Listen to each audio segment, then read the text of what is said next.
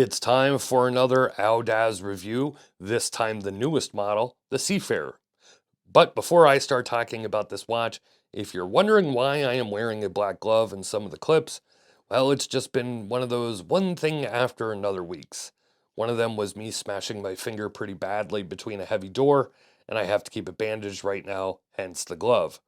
So you may see this black glove for a few videos.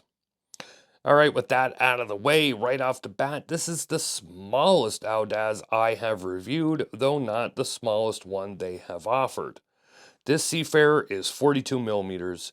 It's a dual crown with an internal diver bezel. Comes in a few choice of colors, a nice combo of brushed and polished finishes, and it hits just at $400, though as I have explained before, less with a 30% discount.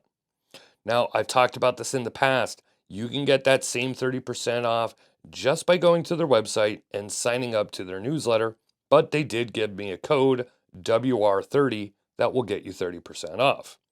I am guessing the reasoning is they just want to see how many people buy one after watching this review, so I guess if you're going to buy one, use the code WR30. With that discount though, this makes it one of the least expensive models on their website, but I have to say, at least from the models I have reviewed, this is one of the nicest ones so far. That is not to say the previous models were bad, they were fine for what they were, but this Seafarer seems to step things up in terms of overall looks, finishing, and quality. On screen you will see all the specifications, and before I get into the dial and the case and all of that, I'm going to talk about the movement here, or rather the exhibition case back. This watch comes in 5 different color options, including a full lume dial, and I believe a mother of pearl dial as well, but this one is green. And then the back, well, you have a blue outer ring on the crystal and a tacky blue etching that pretty much covers up most of the movement. Now, my question is, if you were going to pretty much cover up the movement, why would you do an exhibition case back in the first place? So that's my take on that. And if you didn't see the specs or you're trying to see what the movement is on the video here, it is the NH35, which at this price for what you get, especially after that 30% off, is more than a fine choice in a watch like this. When it comes to the rest of the watch, this is a pretty attractive looking diver and nothing really feels cheap on it. The case is a little chunky, but the finishing is pretty good. A nice contrast of brushed and polished all over. The bracelet uses pins, not screws, but it's still very easy to size. With all the links, you are looking at it fitting an 8.5-inch wrist with ease. My wrist is 7.5 inches, and on my wrist, the 42 millimeter case is comfortable. The lugs aren't overly long and they curve down, and the crowns are large, but they haven't really bothered me as far as getting in the way or digging into the back of my wrist or hand. The dial on this example is sunburst and it is a beautiful shade of green. Above the dial you have the inner bezel, which is matte and a slightly different shade of green, but it works together, and the bezel markers are all embossed with your 5-minute increments and they are all lumed.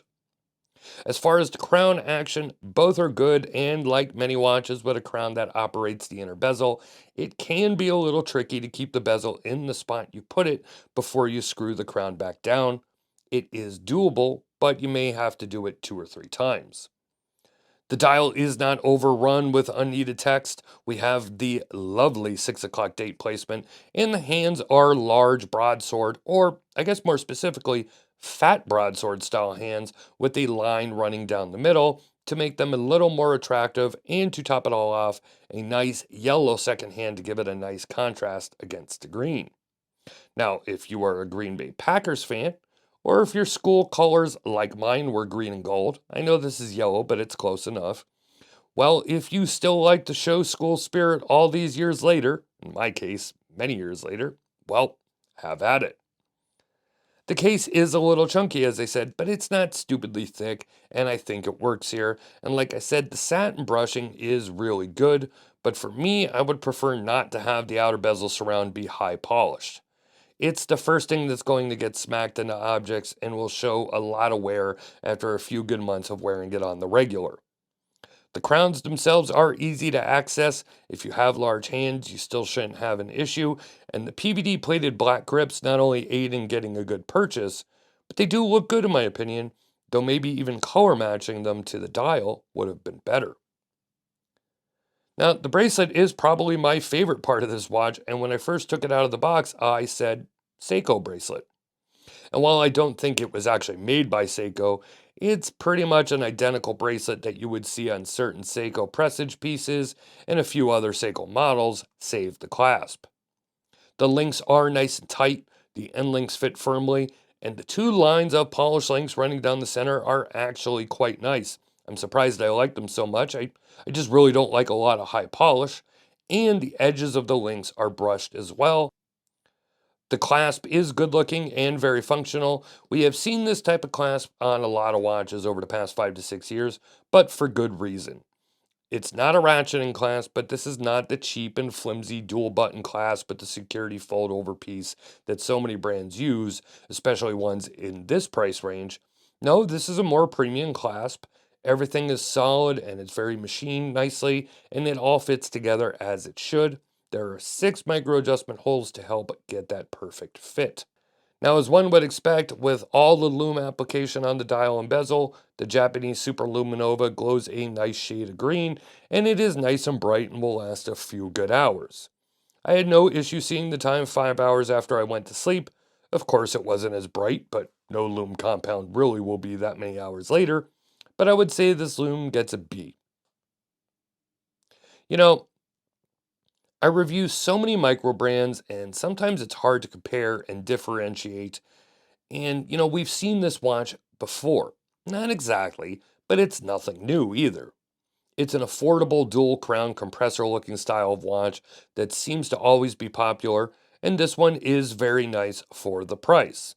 With the exception of the silly case back that no one will ever see anyways, this piece is very solid, nothing rattles, nothing feels cheap. It has a great bracelet, good lume, and as they call it, a workhorse of a movement. Yes, the movement is cheap, but it is reliable, and all things considered, this is a pretty nice offering from Audaz. Let me know what you think, though. Sound off in the comment section. Tell me what are your thoughts on this Audaz Seafarer. If you want to see more, I will have a written article on watchreport.com. All links that you need will be in the description as well. And as always, if you like this video, hit like, hit share, subscribe, and hit those notifications as well so you never miss another Watch Report video. This is Don Evans from Watch Report. Thank you for watching, and I will see you next time.